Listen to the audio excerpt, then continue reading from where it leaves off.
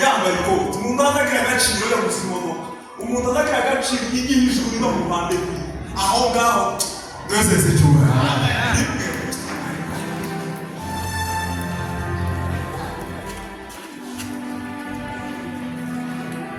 Zaburi 91 n'umurongo wa 14. Zaburi 91 no ku murongo wa 14. Yego.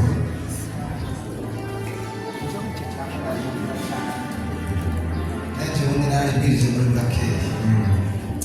Aravuga ngo kuko yankunze akaramata, icyo bituma nzomukiza, nzomushyira hejuru kuko yamenye izina ryanje. Amen. Komeza. Komeze. 15-16.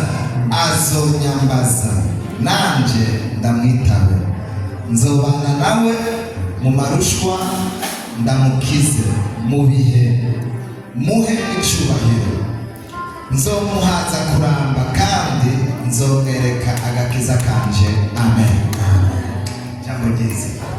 Ansome aravuze ngo kuko yakunze akaramata, yego, icyo nzamukiriza, nzamushyira hejuru kuko yamenye izina ryanjye. Azanyambaza nanje mwitabe, nzabana nawe mu makuba no mu byaha, nzamukiza mwe icyubahiro. 16 baravuze ngo nzamuhaza uburame kandi nzamwereka agakiza kanje. Amen.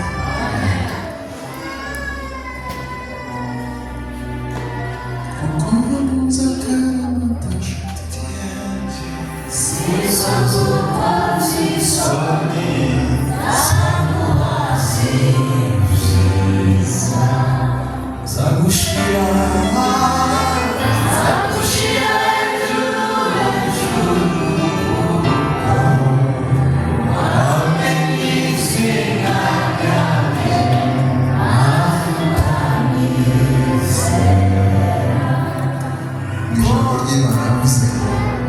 Uhoraho arakuvuga ati kuko atatezutse kunkunda, nzamukiza ayo makuba, nzamurinda kuko yemeye uwo ndiwe.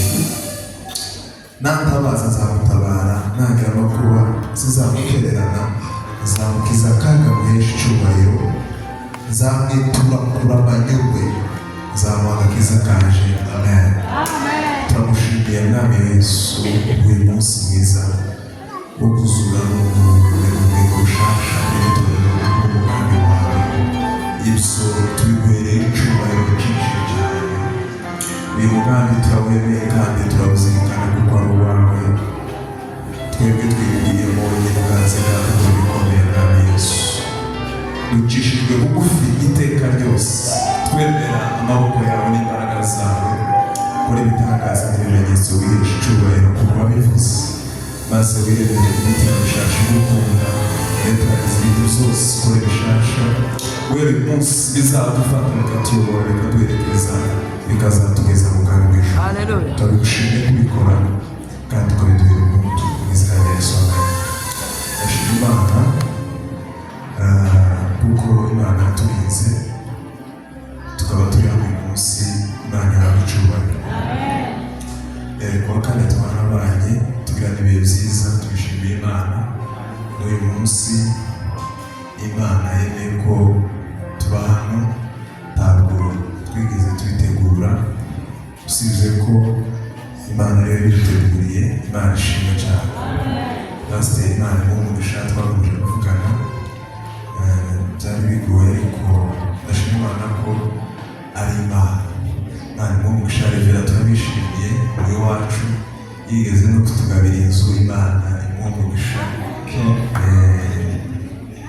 Imana ikugirire neza. N'abandi bose abasanga mu Philadelphia, abantu benshi b'iwacu bari hano, utavuze umwe n'undi, Umwami Yesu abagirire neza. Twishimiye abavandimwe twabasanga, Yesu abagirire neza. Mwese umuntu naheze mugenzi w'ukuboko amubwire ngo Yesu aganze. Turabishimiye. Imana ibagirire neza. Kapire yaribye neza, Imana umugisha cyane. n'umwarimu wacu yaradusengesheje cyane ku bwato bwiza bafite uruhare runini Imana ibagire neza. Turi babiri, reka dukoreshe umwanya mutoya kugira ngo tuze kumva ijambo ry'Imana. Hari ibintu by'ingenzi mu gakiza biba bikenewe kugira ngo umukristo abeho akijijwe, kandi hari n'ibintu byinshi bitaza bikemurwa gusa n'amasengesho, ahubwo biza bikemurwa n'uko umuntu abanye n'Imana. Ibyo tibisaba gusenga cyane, tibisaba gufunga cyane, ariko kubera imyubakire turi kumwe, kubera ko umuntu aba yarubatse ubuzima bwiwe n'Imana, bigatuma abona Imana cyane, n'Imana nayo ikamubona cyane, bakabana neza. Kimwe muri ibyo, Imana yatanze imbaraga zitwa urukundo mu mutima w'umuntu. Urukundo ni agaciro kaba mu muntu yoheza udica undi muntu cyangwa ikindi kintu. Rero iyo umuntu ahuza Imana, wanazibira umuntu akigira inama yo kugira Imana inshuti, umuntu akigira inama yo gukunda Imana, ukavuga ku buzima bwaje, mu bintu tuzubakana, mu bintu tuzabana, mu bintu bizagira ubuzima bwaje. Cyo kimwe nuko ngize ubwenge mfite n'ibindi bigize amaraso n'amagufa, ibyo byose ntihazoburamo indi elema itagaragara ariyo yitwa Imana. Imana umaze kuyemerera kukugenga no kukubaho, Bibiliya yavuze ngo kuko yampunze n'Imana n'ubuhanuzi bwo muri Zaburi, Zaburi ya Mose ndagira ngo yaravuze ngo kuko yampunze akaramata, icyo kintu kizatera jewe n'Imana kumukiza. Azotabaza zamwumvira, azohamagara naje mwumva. Kubera iki? Bibiliya izivuga ngo abakunda Imana ngo bazamenywa nayo. Twese icyubahiro. Umuntu ugira inama yo gukunda Imana, Imana izimureba kakurya kw'ingoni y'ijisho, ikamuhozaho umutima, ikadiployinga ingabo zayo kuri we, kubera ko iba yiboneye umukunzi wayo. Bibiliya ivuga ngo Daniyeli bamubonye. Twese icyubahiro. Amen. Ngo Daniyeli umutima wiwe babaporopoje kuvuga ngo bagende barya ibintu by'ibwami, ariko ngo biterekerejwe byaciye ku bapfumu. Aravuga ngo ibyo bintu kubera urukundo ukunda Imana no kubw'amahitamo meza nahitemo ubugingo bwaje, aravuga ngo siziyandurisha kubw'icyo kintu.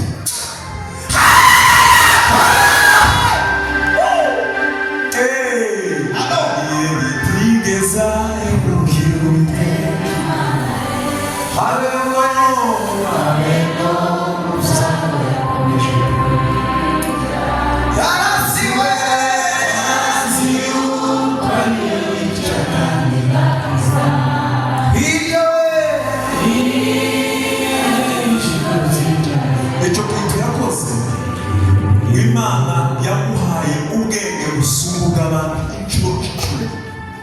Abandi bahungu bakaza bajana bari bigana, umwami akaza batese, umwami yabagerageza, umwami yahamwe, iwe akaza arya ibishimbo ngo n'amazi. Abandi bariye ibindi bintu by'umwami bakanywa na vino y'umwami. Ngo Daniyeli agaseruka imbere yabo n'abaruta ubwenge inshuro icumi.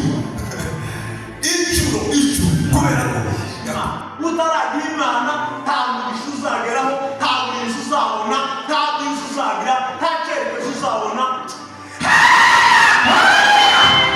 Kubera ko Imana mu muntu igira ikibanza cyayo igomba kuba, kandi igihe ushakira uburinzi mu bindi byose bitari mu gukunda Imana, imbere y'Imana ntibuzashika bwose, ntibuzashika bwose.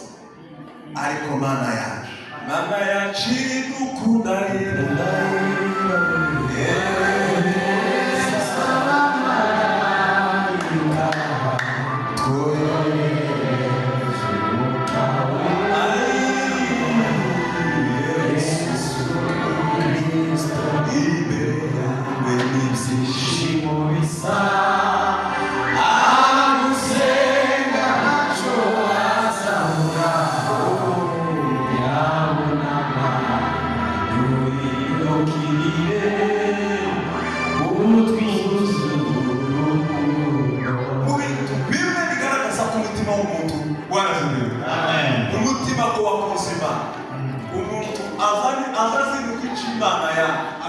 cy'Imana rwose, kuko imbere y'Imana, Imana igira kamere zayo bwite.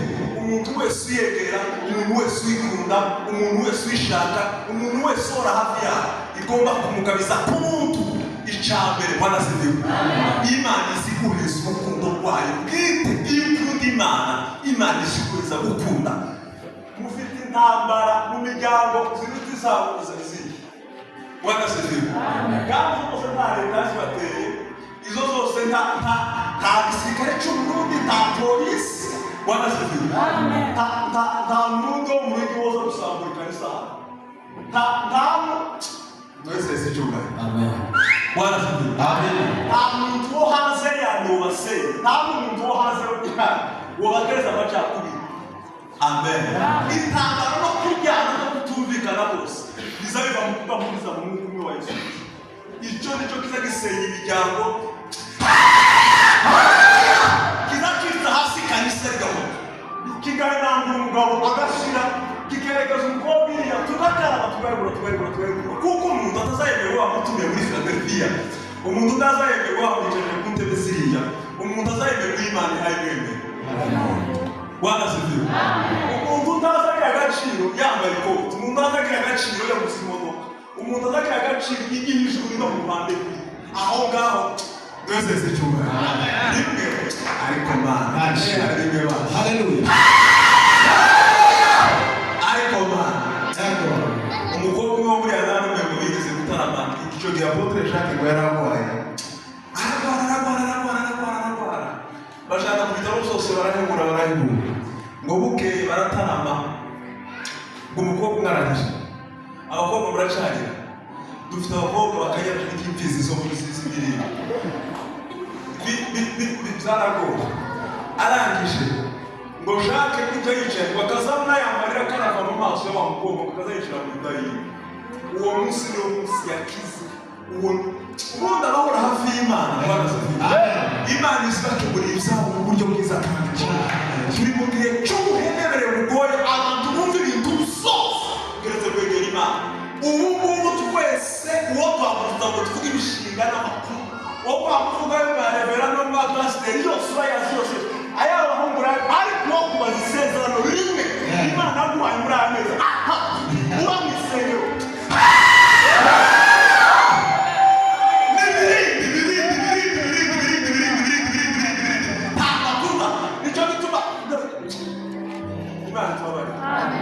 nimba nta mugabo ubana n'umugore mu nzu batazi uko abana bameze, niko nawe utagomba kuba utazi uko Imana imera. Bibiri zivuga ngo nimukunda muzitondera iki ku mategeko yawe, nanjye zasaba data aze ngo abane namwe, ngo nanjye muzabakunda mubwire. Amen. Yaongeze mapenzi moyo, usiache. Mubwire imitima yanyu ko mugomba gukunda Imana. Bwana asifiwe. Imitima yanyu yuzuye urukundo rwo gukunda Imana. Haleluya. Izaturuka mu gusubisa imitekerereze yanyu. Ubundi umuntu aharatse ibibi byose, Yesu azamusanganira n'ijuru ryose akamwegera kandi akamutabara. Amen.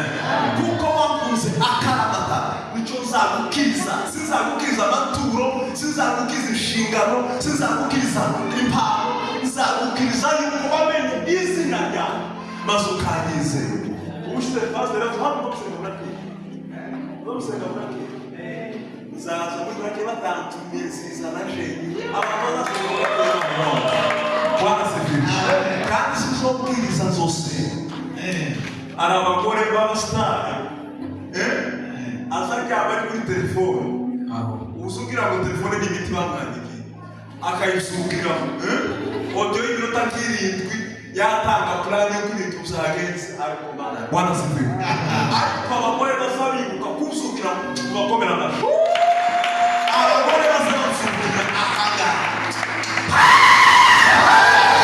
abagore bazasukira imbere y'Imana, nawe Imana irakabarezaga uburyo bwose. Abonga Bwana asifiwe.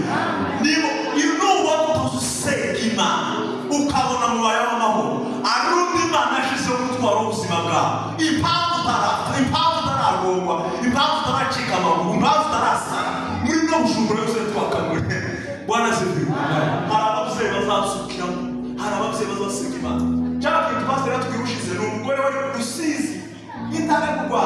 yereka indege iri muri Malaysia iri muri Australia aravuga ngo impanuka irabaye muri Malaysia. Pastor yamavuga ati uyu mwana uyu mugore aravanga uri Rusizi ibi Rusizi kamere Rusizi wereka indege iri muri Malaysia wowe ariko batoseka Imana neza ariko bamubereye Bwana asifiwe. Sindaba umugabo ariko uzabona ubwo usenga sinzi ko banza Bwana asifiwe. Agaciro k'umugabo no kubana n'Imana, agaciro k'umugabo no kugira amakuru ku Mana, no kumenya icyo Imana yavuga ku bana, no kumenya icyo Imana yavuga ku gihugu, no kumenya icyo Imana yaguteguza, no kumenya Imana yacu si urujijo, Imana yacu si amayoberane, Imana yacu ni Imana y'umucyo. Abayikunda barayizi kandi bazabayibona kandi izibiyereka uko bweye uko bwije. Anongoneza sao karibu naye ananiba mwese sechubaga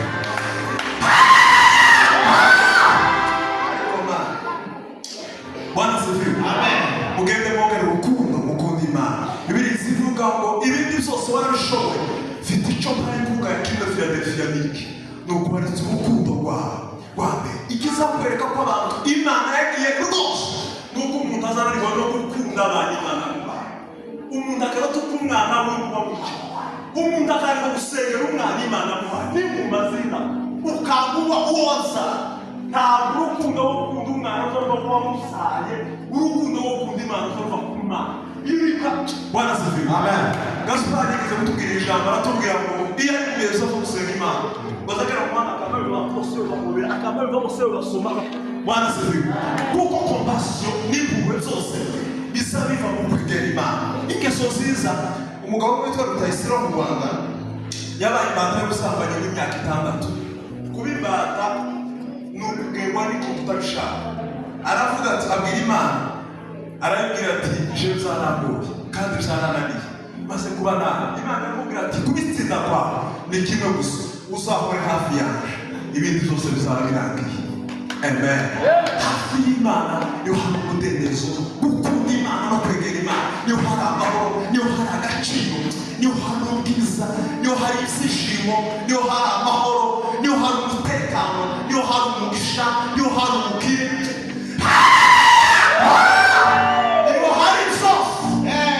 Muri shari baravuga ngo Yesu ni mambo yote ndani ya Yesu. Ukimupata yeye unapata vyote. Maana turagushimiye kuko ijambo ryawe dusaba imitima yose iri muri iki kibanza, aho umuntu ageza gushaka, aho umuntu ageza gukenera, aho umuntu ageza kwiyambaza, aho umuntu ageza atendebukire, aho umuntu ageza ahuye, aho umuntu ageze abari kumwigisha, abari kumutabaza, abari kumuvugisha, abari kubongera urukundo rwa Yesu. Imitima yacu uyikure mu rwango, uyikure muri bigwamana, uyikure mu macakubiri, uyikure mu rukundo dushire imbaraga z'Imana no kumva Imana mu buryo bwose. Umwuka wera wa Yesu amurikira imitima yacu kandi atwigishe kumva no kwakira ibiguturukaho bwa Yesu. Dusengeye ubuzima bw'umwuka ubarwanira intambara batabona mu izina rya Yesu, ubasije kandi ubahonoshe, ubaremere amashinga afatika n'imihamagaro yabo, uyizurishe ubwenge bwawe n'ubuhanga bwawe kugira ngo bagukorere muri iki gihe nubwo kigoye ku bantu ariko imbere yawe byose birashoboka. Tugukomeye amashyi tugushimira buri kumwe natwe kandi uzabana natwe wese kugira ngo Yesu Kristo. Arakoze cyane, reka twongere